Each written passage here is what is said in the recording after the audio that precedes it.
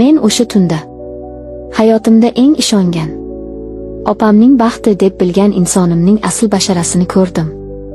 Qorong'u xonada u menga yaqinlashib kelarkan, uning issiq nafasi yuzimga urilganda, men dunyoda farishtalar qolmaganini, eng dahshatli yirtqichlar o'z uyimizning to'rida o'tirishini tushunib yetgandim. U mening nomusimga qo'l cho'zganida men hatto qichqira olmadim. Chunki qichqirsam, butun oilamning, suyukli opamning hayoti chil-chil sinishini bilardim. Assalomu alaykum. Inson qalbining eng og'riqli fojialariga, ko'z yosh va xiyonatlarga e'tiborsiz bo'lmagan qadrdon hikoyachi Momo kanalining obunachilari. Agar siz bizning pinhona qismatlar, sirlar va ojiza qalblarning nidosiga qiziqsangiz, obuna bo'lishni va like tugmasini bosib qo'yishni unutmang. Qulayroq joylashib oling. Chunki bugun men sizlarga o'z jigarining baxti uchun o'zini qurbon qilgan, sabr degan dahshatli so'zning kuliga aylangan 19 yoshli qizning iqrorini so'zlab beraman. Bu hikoya sizning tanangizni muzlatib qo'yishi aniq. Mening ismim Madina. 19 yoshdaman. Xorazmning go'zal va issiq tumanlaridan birida katta oilaning erkatoyi, kenja qizi bo'lib katta bo'ldim. Hamma meni asrab-avaylardi. Ota-onam, akalarim va ayniqsa yolg'iz opam Nilufar. Opam mendan 8 yosh katta edi. U juda erta badavlat oilaning farzandi bo'lgan Rustam akaga turmushga chiqqan edi. Rustam aka baland bo'yli, kelishgan, so'zlari joyida bo'lgan, jamiyatda obro'li yigit edi. Opam u bilan shunchalar baxtli ediki, 2 shirin o'g'ilchani dunyoga keltirdi. Men ularning uylariga tez-tez mehmonga borib turardim. Har safar borganimda Rustam pochcham menga shunday mehribonlik bilan munosabatda bo'lardiki, "Qalaysan, singiljon? O'qishlaring bo'lyaptimi?" deb doim qimmatbaho sovg'alar olib kelib berardi. Men bu e'tiborni shunchaki opamning singlisi bo'lganim uchun qilingan hurmat, insoniylik deb tushunardim.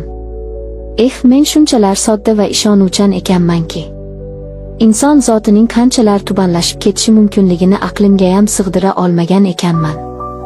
Hammasi o'sha dahshatli qora tunda boshlandi. Opam yoshligidagi eng yaqin dugonasining to'yiga qo'shni viloyatga 2 kunga ketadigan bo'ldi. Rustam pochchamning esa ishidan ruxsat yo'q edi. Opam mendan, "Madina, jon singlim, 2 kun bolalarimga qarab turgin, pochchang ishdan kelguncha zerikib qolishmasin", deb yolvordi. Men qanday qilib yo'q deya olardim? Men rozi bo'ldim. Jiyanlarimni juda yaxshi ko'rardim. Ularga qarash men uchun quvonch edi. O'sha yomg'irli oqshom men jiyanlarimni ovqatlantirib, ularga ertaklar aytib uxlatdim. Uyda og'ir, ezuvchi bir sukunat hukmron edi. Faqat tashqarida yomg'ir shivalab yog'ardi. Kech soat 10larda Rustam pochcham ishdan qaytdi.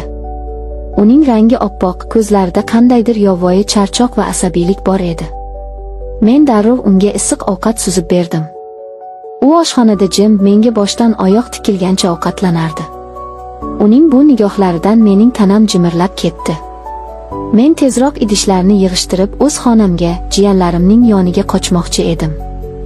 Lekin u choyini ho'plab og'ir tin oldida, "Madina, yonimga kelchi. O'tirib gaplashaylik.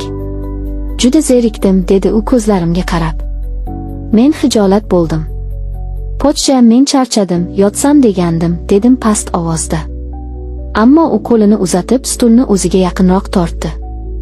"Kela qol. Men senga qandaydir yomonlik qilarmidim? Opangning o'rnida opangsan-ku", dedi qandaydir xirillagan ovozda. Uning shu oxirgi gapi meni asrab qolgandek bo'ldi. Men rozi bo'lib biroz masofa saqlab o'tirdim.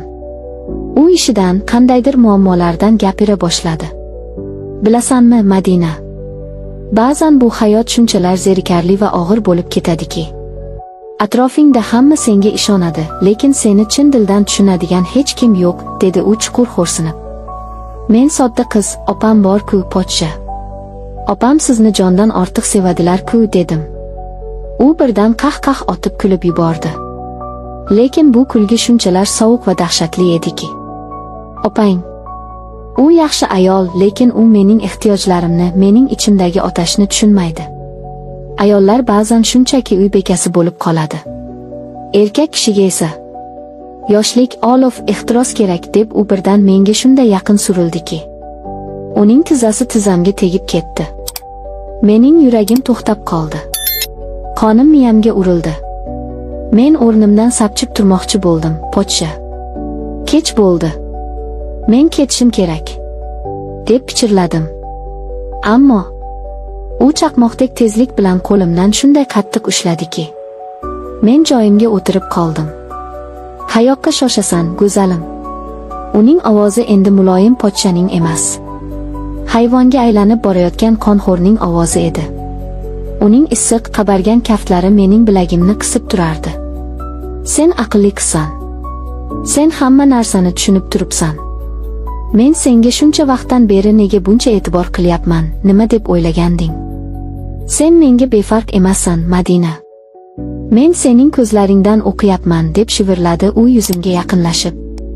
Men dahshatdan aqldan ozayozgandim. Xudoyim, bu men eng ishongan opamning yagonasi bo'lgan odammi?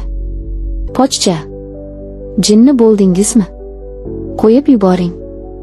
Men opamga aytaman, akalarimga aytaman, deb qichqirdim men ko'z yoshlarga botib. Uning yuzi bir soniya ichida yirtqich tusini oldi. U meni o'ziga qattiq tortib bo'g'zimga qo'lini qo'ydi. Aytasanmi? Qani, aytib ko'rchi.